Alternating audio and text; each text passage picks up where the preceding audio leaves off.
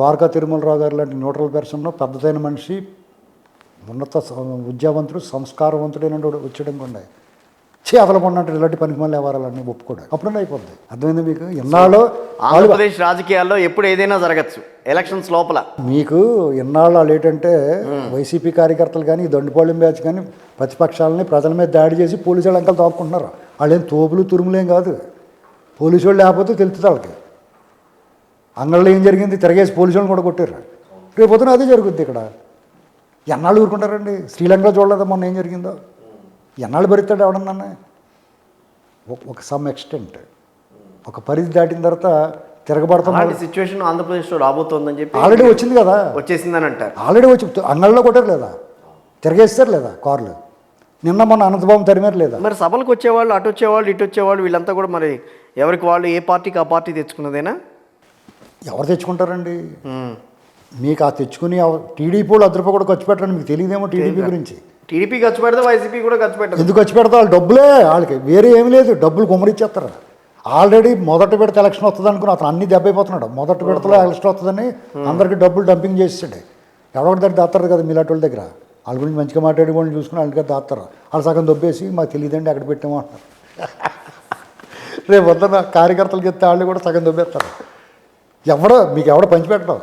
జగన్మోహన్ రెడ్డి 1,00,000 ఇస్తే 10,000 కూడా జాగ్రత్త కిందకి. ఎవరికి అంగిందని దొబ్బేస్తారు. ఎందుకంటే ఇనిమే అంత వాళ్ళ పార్టీ వాళ్ళే కసిగా ఉన్నారండి. వాళ్ళ చుట్టూ ఉన్న 4 రెడ్లకి 10 మంది వాళ్ళు కావాల్సిన వాళ్ళకి తప్ప ఎవరికి ఏం చేయలేదు. అతను వాళ్ళ పార్టీ వాళ్ళు కూడా చేయలేదు. వాళ్ళు కడుపు రగిలిపోయి ఉన్నారు. ఎప్పుడు దొరుకుతాడని వెయిట్ చేస్తున్నారు వాళ్ళు. ఈ డబ్బులు దింపినంటే దొబ్బేసి తుపాకి దెబ్బ కనపడరు. ఒక్క మాట ఫైనల్గా, వైఎస్ఆర్ కాంగ్రెస్ పార్టీకి ప్రత్యామ్నాయం తెలుగుదేశం పార్టీ అని భావిస్తుందా? ఇప్పటికీ తెలుగుదేశం కూటమని భావిస్తున్నారు అక్కడ ప్రజలు? అసలు వైసీపీ పార్టీ గురించి ఆలోచించట్లేదు వాళ్ళు. కూటమిలో వీళ్ళకి లోకలోకలో వీళ్ళు సీట్లు దాని గురించి ఆలోచిస్తున్నారు. జగన్మోహన్ రెడ్డి పని ఎప్పుడు అయిపోయిందమ్మన్నారు. అది కరెక్టే కదా, కొంచెం లోకలు డెఫినెట్గా ఉంటాయి. ఇప్పుడు పార్టీలు కలిసినప్పుడు పొత్తులన్న తర్వాత 5 ఏళ్ళు కష్టపడి పని చేసి చాలా వాటికి ఇంకా చాలా నియోజకవర్గాల్లో ఇంకా ఫైనలైజేషన్ కూడా కాలేదు కదా. అలాగే 5-10 సీట్లు ఉంటాయి. తప్పేముంది, జగన్మోహన్ రెడ్డికి ఇంకా 100 అవ్వలేదు. రాజుగారికి ఇంకా ఏం సీట్ ఇవ్వలేదు. ఆయన గురుగా ఉన్నాడు. ఆయన కూడా ఏదో ఇస్తారు. గురుగా ఏమంటాడు? ఆల్రెడీ ఆయనకు ఒకటైతే హామీ ఇచ్చారు ఎక్కడో చోట. అది పార్లమెంట్ ట్రై చేస్తే అది బీజేపీ తప్పది. ఇప్పుడు బీజేపీ పార్టీ జాతీయ పార్టీ అండి. వాళ్ళ పార్టీలో బీజేపీ తప్పెందుకు అవుతుంది లేండి చెప్పేది. 40 ఏళ్ళ నుంచి పనిచేసిన వాడికి ఇప్పుడు రాజకీయ పార్టీల్లో పార్టీ కోసం కొంతమంది పనిచేస్తారు. పార్టీ ఆఫీసుల్లో ఆర్ఎస్ఎస్ ఆఫీసులో బరకం పడుకుని కష్టపడి పనిచేస్తారు. ఎవరికే పార్టీకి, బీజేపీ పార్టీకి అలా కమిటెడ్ నిబద్ధత కలిగి ఉంటారు. వాళ్ళకి అవకాశం కల్పించాలనుకుంటారు. అలాగే ప్రజాక్షేత్రంలో పోటీపడి పనిచేసి కూడా ఉంటారు. మీకు ప్రత్యక్ష ఎన్నికల్లో ప్రజాక్షేత్రంలో పోటీపడి పనిచేసి ముఖం, ఈ వెడల్పోయిన ముఖం అందరికీ తెలిసిపోండి పెట్టాలి. అర్థమైందండి? మీకు పార్టీకి పనిచేసాడు కదా, మన పార్టీ ఆఫీసులో పడుకున్నాడు కదా అని చెప్పేసి వాళ్ళు తీసుకొచ్చి పెట్టారనుకోండి, దెబ్బతినిపోద్ది. వాళ్ళకి ఏం చేయాలి? వాళ్ళకి ఇంకా అవకాశం ఉంది కదా. ఎమ్మెల్సీలు ఉన్నాయి, రాజ్యసభలు ఉన్నాయి, వాళ్ళకి కార్పొరేషన్లు ఉన్నాయి, నామినేటెడ్ పదవులు ఉన్నాయి. అలాగే అకామిడేట్ చేసుకోవాలి. అంతేగాని గెలిచి చోట ఉన్న అభ్యర్థిని కాదని చెప్పేసి ఓ పనికిమాలని తీసుకొచ్చి పెడతారు, టపాలని పోతారు. అక్కడ ఇండిపెండెంట్ ఎక్కుతాడు. అదిరిందయ్యా చంద్రం అంటారు. తర్వాత దోలు తీరిపోద్ది వాళ్ళకి. తర్వాత చంద్రబాబు మీద ఎడుతారు. వాళ్ళు చేసే పని వాళ్ళకి తెలవద్దా? అది గెలిపిద్దామని గెలుస్తాడని పెట్టారా, గెలవకూడదని పెట్టారా? అనపర్తిలో క్యాండిడేట్ ఉన్నాడు, ఆడింట్లో 6 ఓట్లు పడలేదు అతనికి. అతను ఎందుకు పెట్టారు అక్కడ అంటే వాళ్ళకి తెలియదా? అంటే జగన్మోహన్ రెడ్డి గిఫ్ట్ ఇద్దాం అనుకుంటున్నారు వీళ్ళు ఏమన్నా? అంటే ప్రజలంతా అమాయకులు ఎర్రోళ్ళు అనుకుంటున్నారా మీరు? అంత మీకే చపాతీ తినే మీకే ఎన్ని తెలివితేటలు ఉంటే గొడ్డుగారం తినే తెలుగు వాళ్ళకి ఇంకేం తెలివితేటలు ఉంటాయి? మీరు చెప్పండి. కరెక్టే. దీనికి సమాధానం చెప్పనండి వాళ్ళని. ఇప్పుడు నేనేమంటానంటే వాళ్ళకి అవకాశం ఇవ్వాలి. కష్టపడి పనిచేసిన వాళ్ళకి. జీవీఎల్ నరసింహరావు కానీ ఎవరికైనా సరే, జీవీఎల్ నరసింహరావుకి ఆల్రెడీ రాజ్యసభ ఇచ్చారు. అతను ప్రజాక్షేత్రంలో పడితే డిపాజిట్ పోద్ది. వాళ్ళు చేసిన పని మంచిదే, రాజ్యసభ ఇచ్చారు, అలాగే మళ్ళీ ఇవ్వాలి అతనికి. అంతేగాని జగన్ గిఫ్ట్ ఇద్దామని చెప్పి చూసుకోవాలి. లేదా పొత్తులు ఉన్నాయి కదా నెగ్గేద్దాం, అతను రాకూడతాయి. విష్ణువర్ధన్ రెడ్డి వీళ్ళందరూ వీళ్ళెవరు గెలిచేవాళ్ళు కదా. వీళ్ళు ఎవరు తయారవ్వకూడదు. వీళ్ళు సీట్లు అమ్మేసుకుంటారు. వీళ్ళకి సీట్ వచ్చిందనుకో జగన్మోహన్ రెడ్డితో బేరవాడుకుని ఆయన నెగ్గిలో తీసేసుకోరా బాబు అంటారు, డబ్బులు తప్పేసి. ఇది ఓపెన్గా నగ్నంగా చెప్తున్నాను ఈ విషయాన్ని. ప్రజలందరూ ఇదే అనుకుంటున్నారు. వాళ్ళు జగన్మోహన్ రెడ్డి గిఫ్ట్ ఇస్తానికి ఇచ్చారు.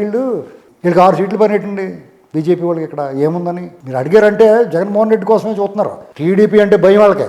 వీళ్ళని 17 సీట్లకి పరిమితం చేయాలని చూస్తున్నారు వాళ్ళు. అందులో 6 తీసేసుకున్నారు. సిగ్గులేదండి వాళ్ళకి. నిజంగా జగన్మోహన్ రెడ్డిని ఓడించాలనుకుని పని చేస్తున్నారు వాళ్ళు. టీడీపీ వాళ్ళు అంత అమాయకులా? రాష్ట్ర ప్రజలు అంత అమాయకులా? పొత్తులో భాగంగా ఇచ్చిన సీట్లను మనం ఎట్లా కాదనంటాం? పొత్తులో భాగం కాదండి. పొత్తు నువ్వు అనుకున్నప్పుడు అలా కాదండి.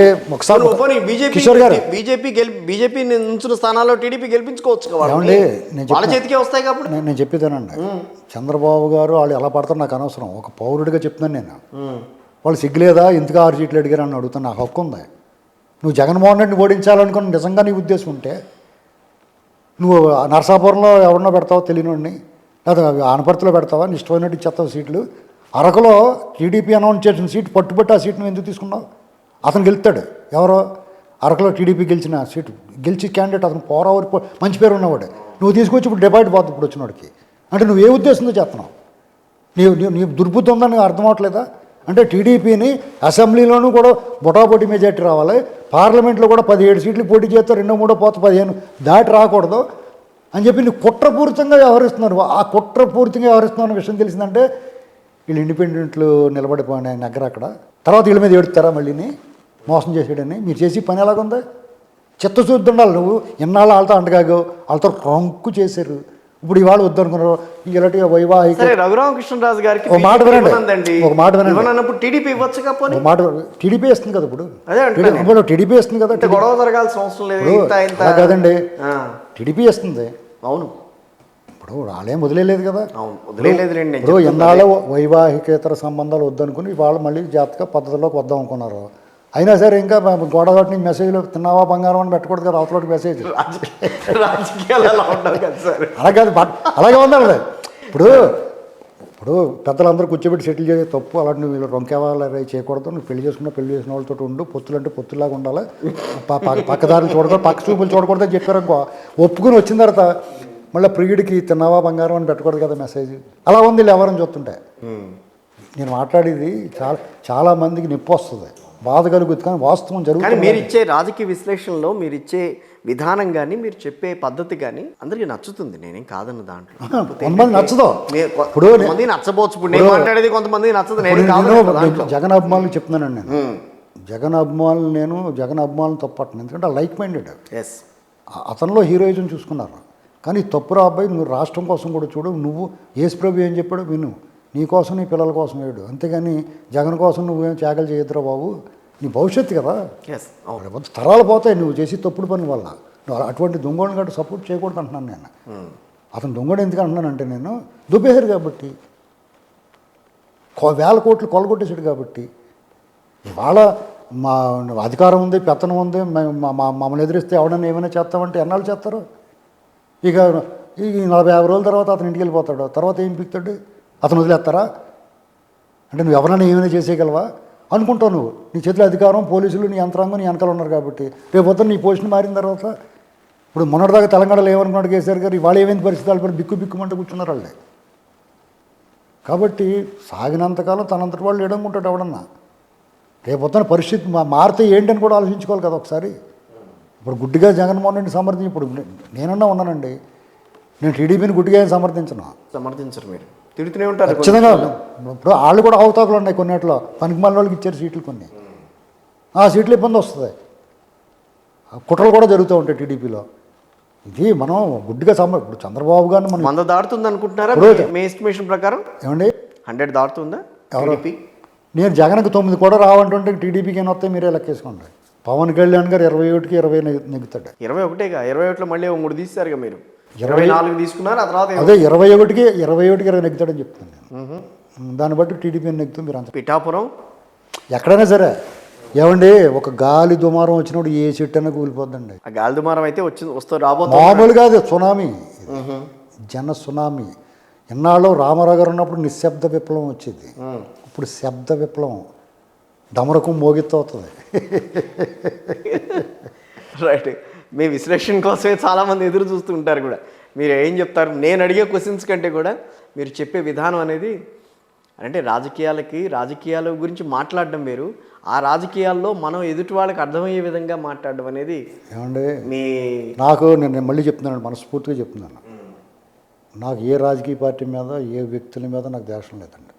వాళ్ళకుంటే ఉండొచ్చు.